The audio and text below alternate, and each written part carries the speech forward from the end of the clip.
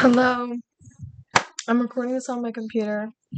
Sometimes we have to improvise, and my phone has no storage. It's also basically I'm talking about Rainer Maria Reich. Right? Letters to a Young Poet. This book, I think I read it in all seasons of my life, but especially now reading this, and I'm still trying to come to terms with what I want to do in my life as a career and a profession. Just hearing what he has to say is so important. Also, jeez. Um, but I first want to talk about how he talks about beauty being everywhere.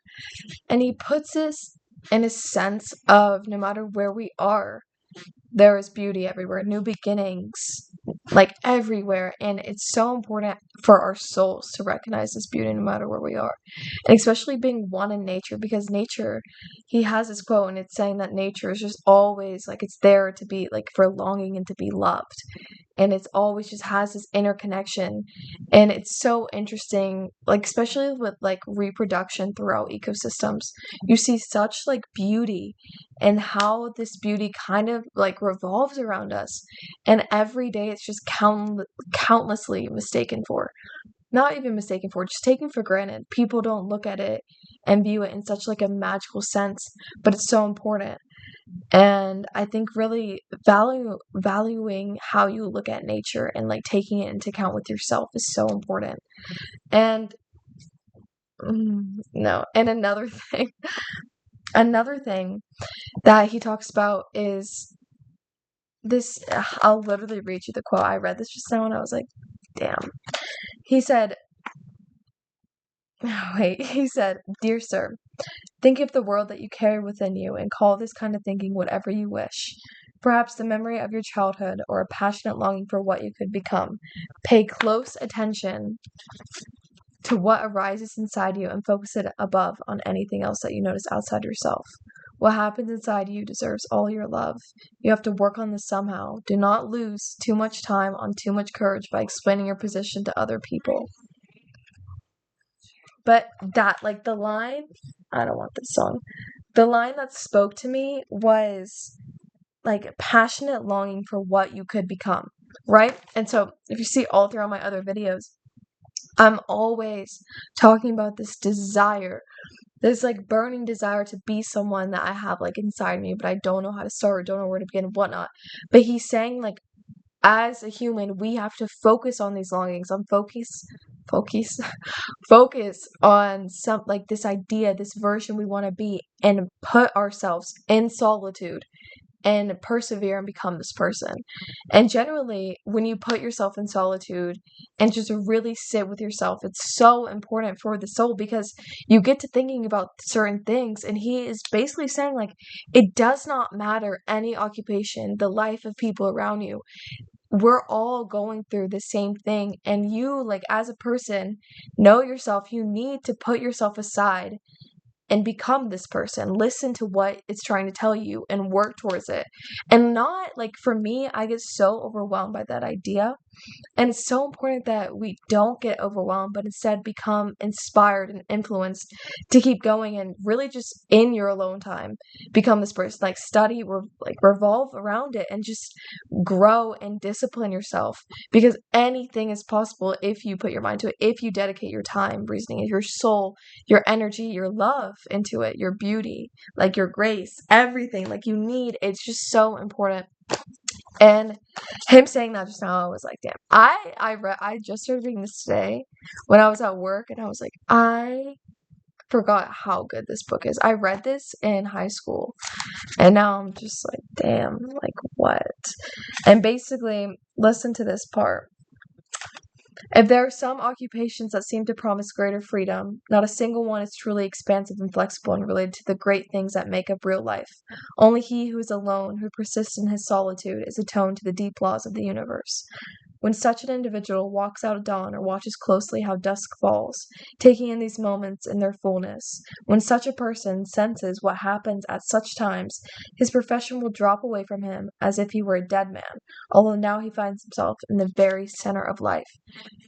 Like, professions will not, like, having a job will never, it's not as great as living life.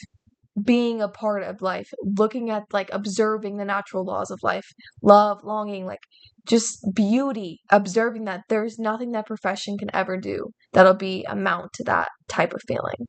And we always have that in our life. And that's why when we see other people, like, living this certain life, living these dreams lives, it's like, okay, but that's not really what life is about.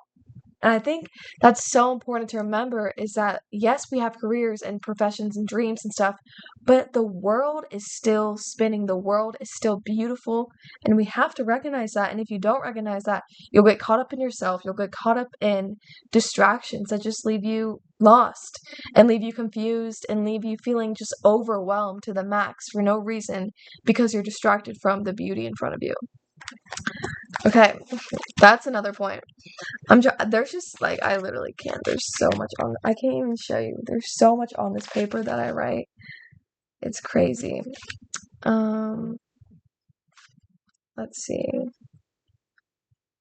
Just talking about how much beauty there is everywhere. The creativity. That's another thing he touches upon a lot, is we all are creative souls. And we should not feel this need to displease our creative selves by, like, not being perfect, not being good, but instead be creating because this is what we, like, that's what our soul deserves. And I'm trying to think where he mentions that specifically. I was reading this on a walk too.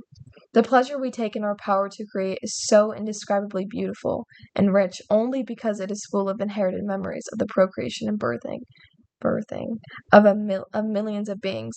A single creative thought brings back life to 1,000 forgotten nights of love that endows this thought with the splendor and importance.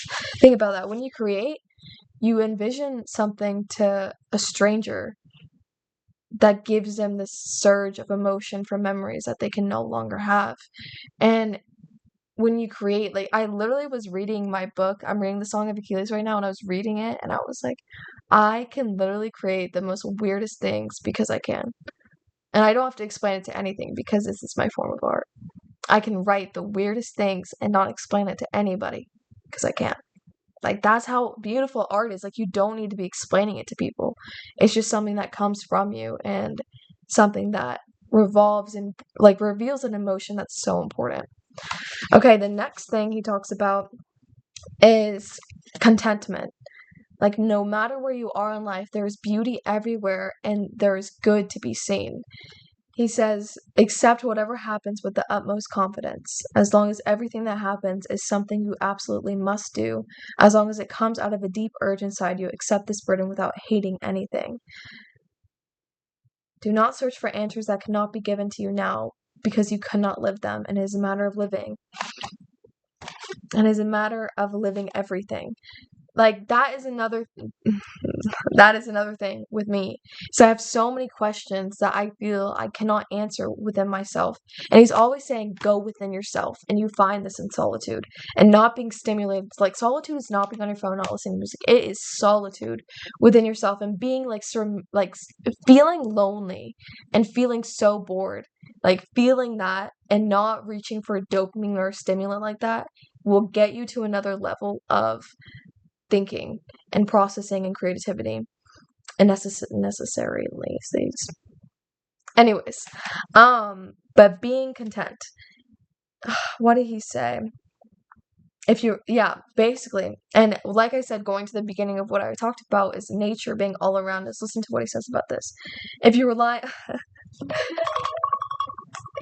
rely on nature, on what is so very simple in it, on the tiny things that hardly anyone sees, but that can so suddenly become immeasurably great and incommensurate, if your love can reach even the smallest, most negligible things, and try quite humbly as a servant to gain the trust of all that seems poor, paltry, and miserable, then everything will become easier. He goes on, we are so young to embark on anything, and I implore you to the best of my ability, dear sir, to have patience with everything that has not been resolved in your heart. Try to love the questions themselves, like locked rooms and books written in completely foreign tongues. love the questions. The questions will not always be answered right there. You learn the questions. You learn the questions. The answers are given to you from life, from experience, and accepting those questions and taking them to your heart and not feeling so forced to answer them, but know that it is okay that you don't know these answers. Like the questions to your heart, it is okay because you will know, and just keep them there. Like it's a beauty to the questions that you bring into your mind, the questions that are always running through your soul. It is so beautiful and special. Okay. It talks about lust. Always agree with yourself and your feelings when dealing with analysis, interpretation, introduction of work of art. He also is a very big advocate of keeping things to yourself, like your dreams, especially in your creative thoughts. Like, not creative thoughts. Like, he's saying that advice from other people really just doesn't really help. Like, it does help, but like advice on creativity is just more like criticism rather than advice, and it's not really worth it when you can just take these answers within yourself and try and grow from them and observe them. And I don't know. It's just I'm gonna keep reading and keep making these videos, but I was just on a walk and I was like, this is so right. Like what he's saying, and he talks about this one Niall Lynn. It's a book written by Jenkinson, something like that. I need to read that book as well. I keep having voice cracks. Because he talks about, like, he literally said he loved this book, and this book talked about everything he talks about. And I was like, that is everything to me, because I love him. I love books like that, too. I also have to make a video on the Song of Achilles. Like, what? I don't have it with me right now. I need that book back right now. Anyways.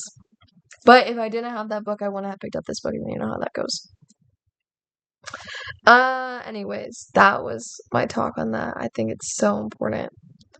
People need to read more books. I literally was on a walk and this guy on a bike was like, a book? You're reading a book, not a phone? He got so happy. I was like, thank you, sir. That really made my day. Be alone. Go be alone. I've been wanting to be alone. I've been alone a lot of days recently. But my problem with being alone is I've been kind of spending it on my phone. Not really on my phone, just not, or like playing music, like just stimulants instead of just really being in that moment. Because when you do that, you get out of that present moment.